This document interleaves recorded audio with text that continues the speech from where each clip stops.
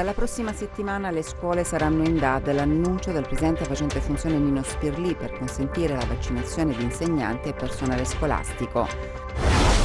Il 19 febbraio anche in Calabria lo studio di prevalenza per individuare l'incidenza della variante inglese. Verranno analizzati i tamponi a campione.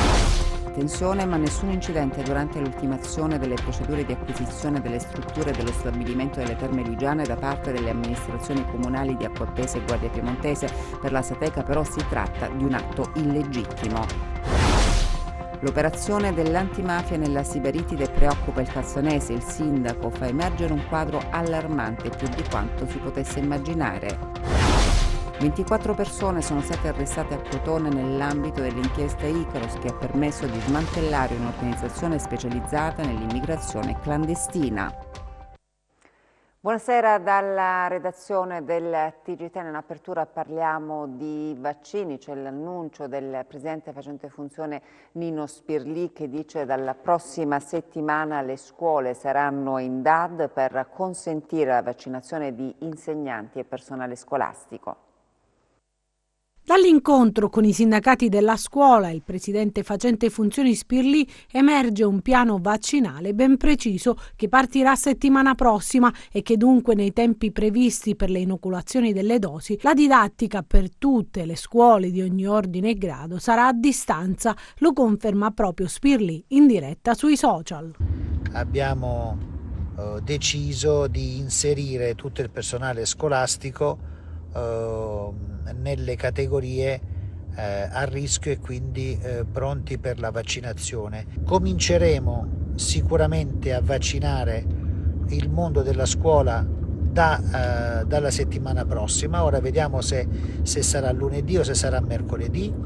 La proposta che a oggi sembra essere stata condivisa e che le scuole rimangano chiuse per tutta la durata della vaccinazione e che la durata della vaccinazione che interesserà tutto il personale debba essere effettuata nel più breve tempo possibile.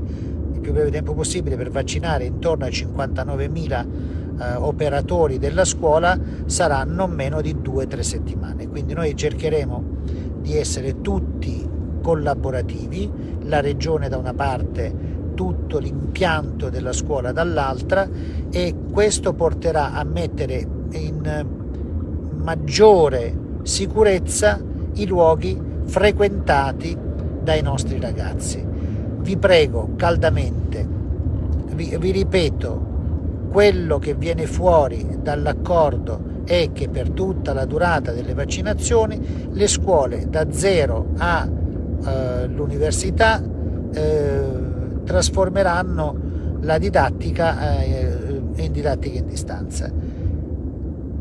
Ulteriori notizie tecniche sulla data di inizio, sul giorno di inizio, vi saranno date per tempo. Intanto però c'è la precisazione dei sindacati della scuola che dicono chiusura delle scuole solo se necessario. Ieri appunto c'è stato questo incontro, nel corso della riunione sono state prospettate alcune soluzioni, scrivono i sindacati, tra cui una governance in capo alla Regione Calabria per l'attuazione di linee guida uniformi su tutto il territorio regionale per evitare azioni difformi da parte delle singole strutture sanitarie, garantire nei tempi concordati la somministrazione del vaccino a tutto il personale scolastico che ne faccia richieste e che la sospensione delle attività didattiche in presenza non avvenga in maniera preventiva e generalizzata per un periodo pari a 15 giorni, ma che sia mirata a periodi minimi e comunque strettamente necessari al solo verificarsi di una concentrazione di somministrazione sull'intero istituto, comune o distretto, tale da richiedere la sospensione delle attività didattiche in presenza. Intanto sui vaccini agli over 80 la provincia di Reggio Calabria accelera.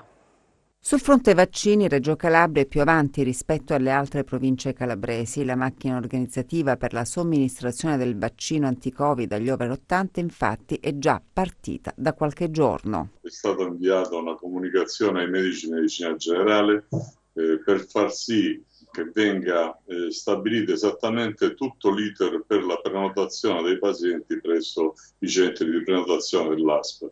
tant'è che è stata inviata un'informativa, una lettera con la comunicazione dei numeri di telefonici riservati a un indirizzo mail ove effettuare le prenotazioni degli ultra ottantenni fragili. Quindi qui presto già qualcuno addirittura, penso già abbiano cominciato, già oggi o domani cominceranno a vaccinare.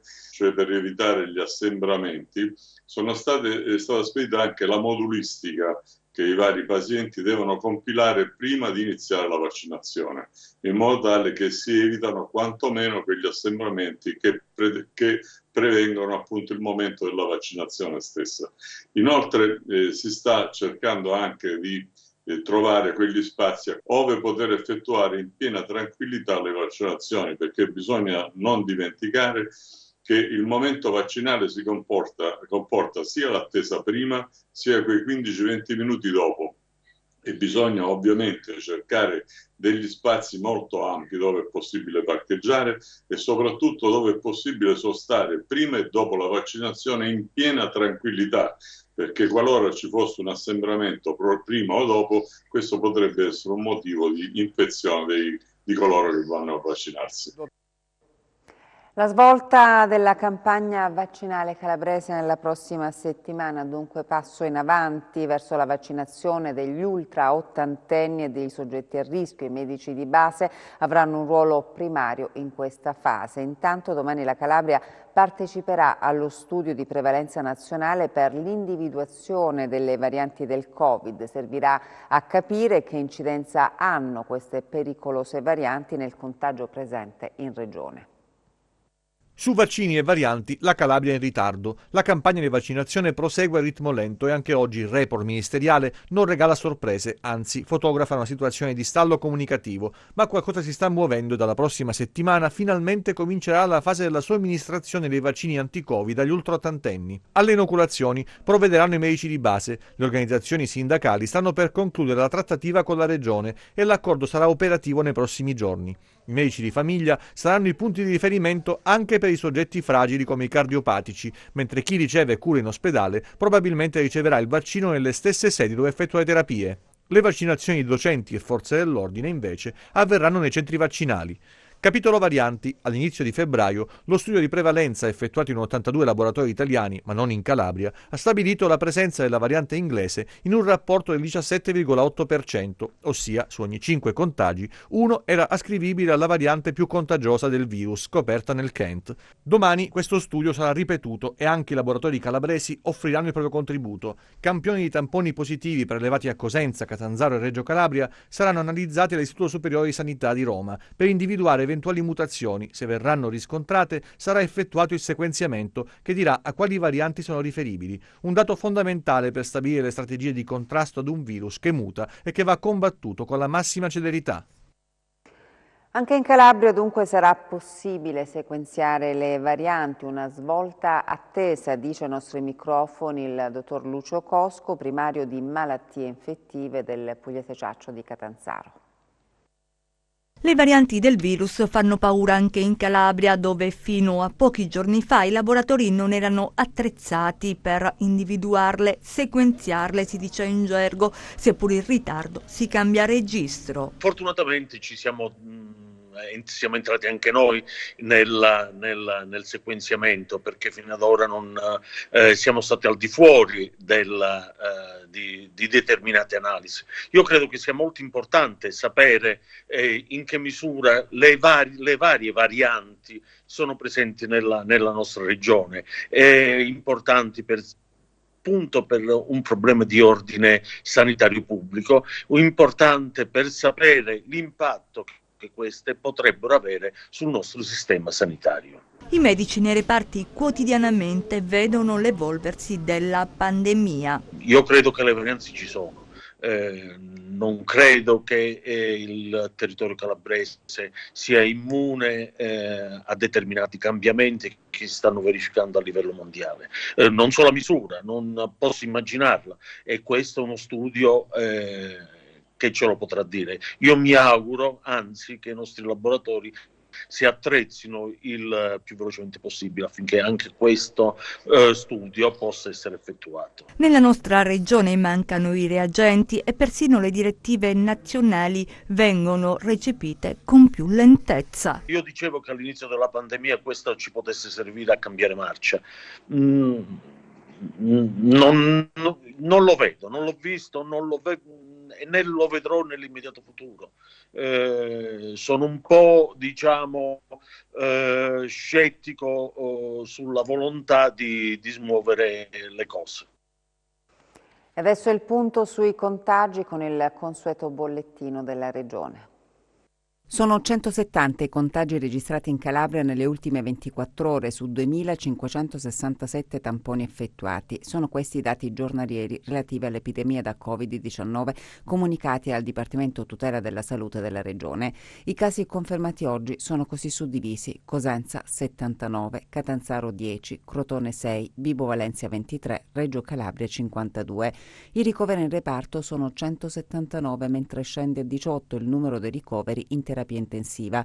Oggi si registrano altri 7 decessi, 4 a Cosenza, 2 a Catanzaro e 1 a Vibo Valentia, che portano a 657 il totale delle vittime dall'inizio della pandemia. L'avvertenza delle Terme Luigiane, tensione ma nessun incidente questa mattina durante l'ultimazione delle procedure di acquisizione delle strutture dello stabilimento da parte delle amministrazioni comunali di Acquapese e Guardia Piemontese. Per la Sateca però si tratta di un atto illegittimo. I sindaci di Guardia Piemontese e di Acquapese hanno commesso un reato in questo momento. Noi speriamo, anzi siamo certi, che le forze dell'ordine relazionino questo all'autorità giudiziaria. Si acuisce lo scontro tra la Sateca e i sindaci di Guardia Piemontese e Acquapesa. Tensione questa mattina ma nessun incidente durante l'ultimazione delle procedure di acquisizione delle strutture dello stabilimento da parte delle due amministrazioni comunali. Ed ecco il siparietto tra il legale della Sateca Enzo Paolini e il sindaco di Acquapesa Francesco Tripicchio, culminato con la caduta a terra del primo cittadino ma senza conseguenze. Stiamo, ancora non l'avete fatto, vabbè.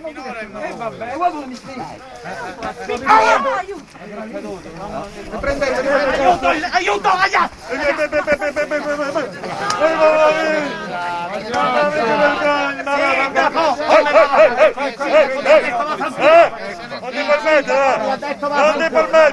Massiccia la presenza delle forze dell'ordine, ma i lavoratori hanno attuato una manifestazione di resistenza civile silenziosa.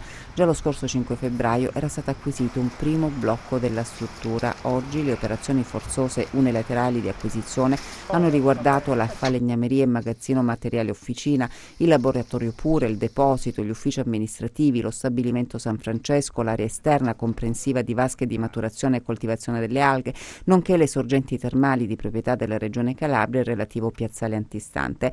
Per la Sateca però si tratta di un'operazione illegittima. L'avvocato Enzo Paolini mostra un documento datato 8 febbraio 2019 sottoscritto davanti al prefetto di Cosenza, nel quale è stabilito che le attività di Sateca possono proseguire fino all'effettivo subentro del nuovo subconcessionario. Ma ecco gli operai che con scarpelli e motosega aprono gli infissi dei locali, pur avendo accanto l'avvocato Paolini e l'amministratore delegato della Sateca Dante Ferrari con in tasca le chiavi che avrebbero consentito la loro apertura senza danni.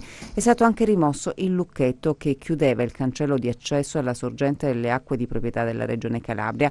L'azione forzosa unilaterale messa in campo dai due sindaci, sottolinea la Sateca, per la riappropriazione dei beni del compendio termale non tiene conto che tali immobili erano regolarmente in possesso dell'attuale gestore delle Terme Luigiane. L'avvocato Paolini sottolinea poi di aver chiesto alle forze dell'ordine di verificare se ci fosse un titolo che abilitasse i sindaci a questa azione violenta di spoglio e di danneggiamento, ma nessun titolo, sottolinea il legale, è stato esibito.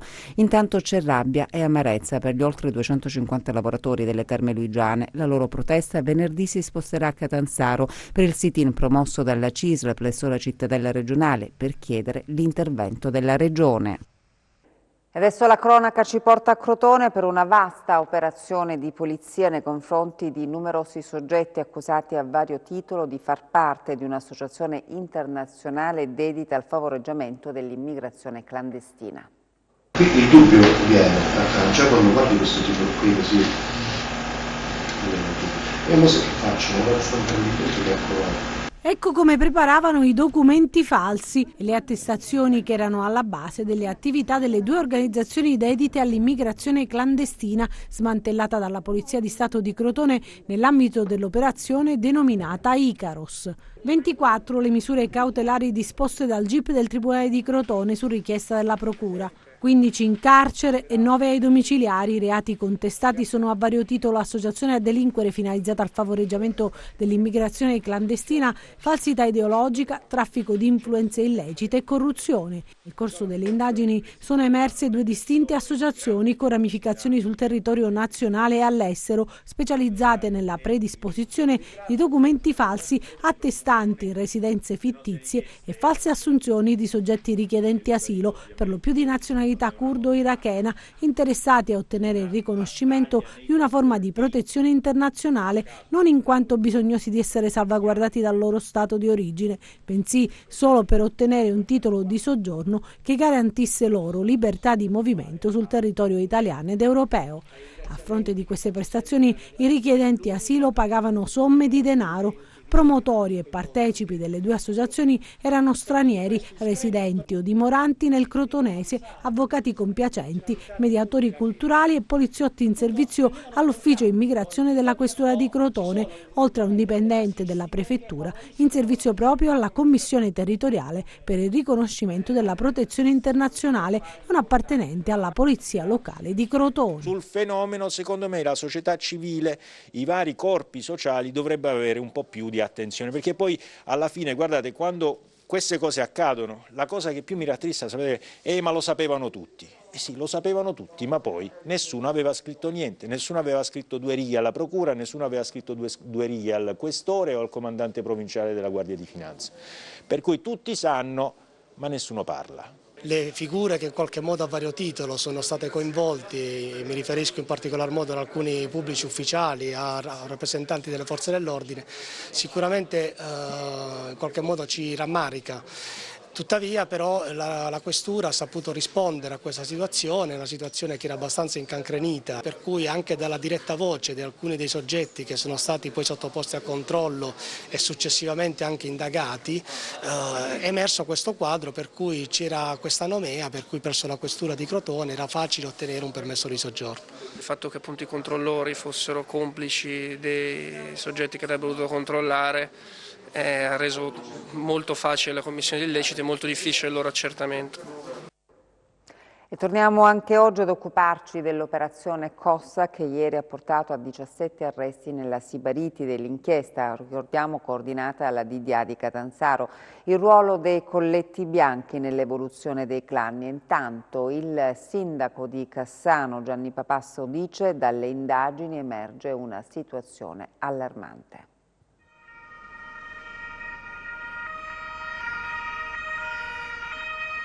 Le sirene spiegate, gli arresti, gli echi dell'operazione Cossa nella Sibaritide, da cui emerge, dice oggi il sindaco di Cassano allo Ionio, Gianni Papasso, un quadro e una situazione ancora più allarmante rispetto a quanto si potesse immaginare. Agromafia. Nella conferenza stampa a Cosenza ha pronunciato chiaramente 17 arresti e il coinvolgimento dei colletti bianchi. L''ndrangheta che si evolve, che cresce, che muta col motore sociale, che avanza, deve per forza di cose, entrando nel mondo dell'imprenditoria, ha bisogno del mondo delle professioni.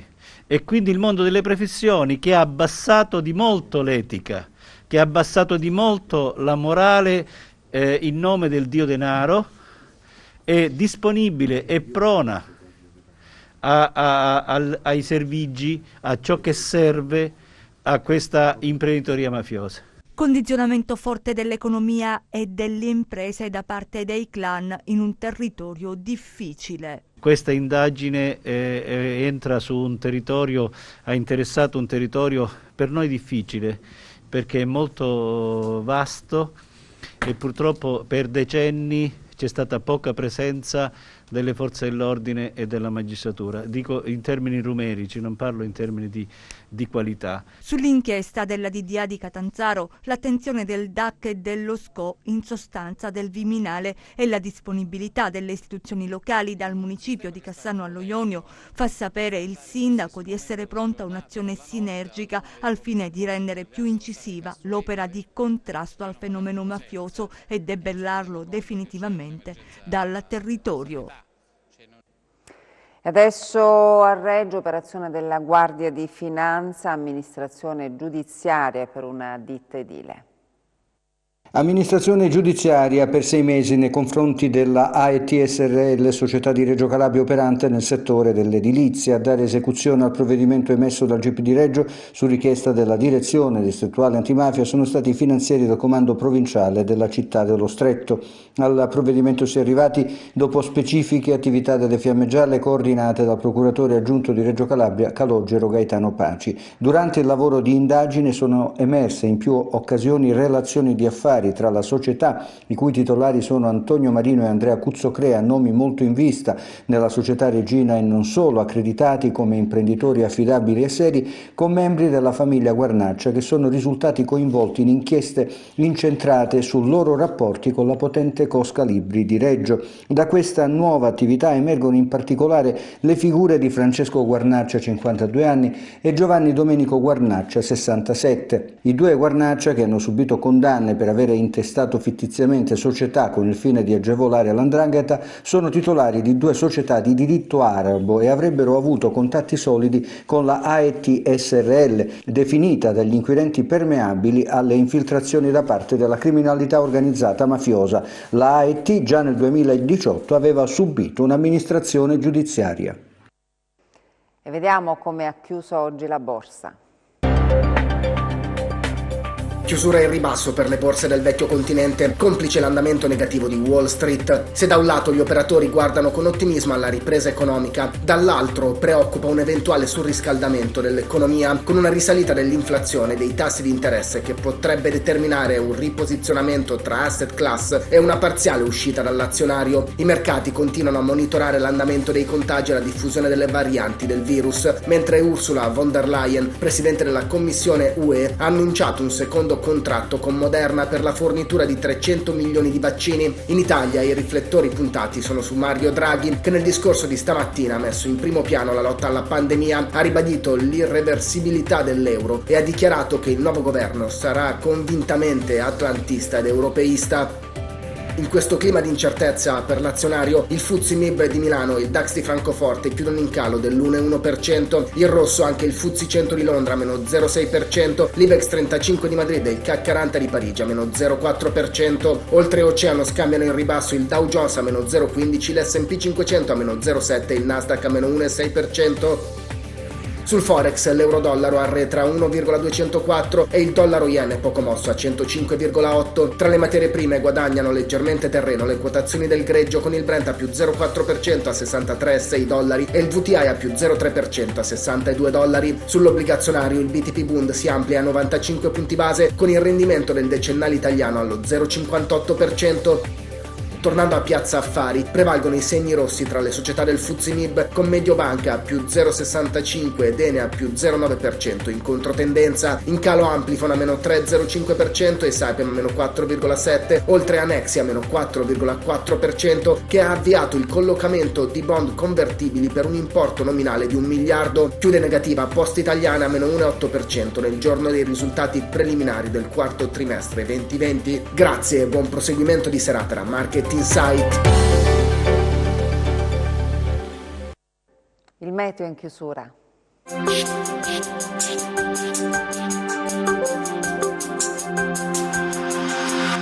Ben ritrovati da Meteo in Calabria. L'espansione da ovest di un campo anticiclonico ha favorito un deciso miglioramento delle condizioni meteo sulla nostra regione. Tuttavia nelle prossime ore correnti umide scivoleranno lungo il bordo orientale di questo anticiclone, causando leggeri disturbi in particolare sui versanti tirrenici. Le temperature continueranno a salire progressivamente e gli effetti si avvertiranno maggiormente nella giornata di venerdì, quando ritorneremo più o meno in linea con le medie stagionali. Passiamo alle previsioni in dettaglio. Domani cielo in prevalenza da poco a parzialmente nuvoloso con temperature in ulteriore lieve aumento. Passiamo a mari e venti. Domani poco mosso il Mar Tirreno con venti di direzione occidentale, calmo o poco mosso il Mar Ionio con venti deboli dai quadranti settentrionali. Per essere sempre aggiornati sull'evoluzione delle condizioni meteo vi rimando, oltre al nostro sito www.meteoincalabria.com, anche alla nostra pagina Facebook Meteo in Calabria.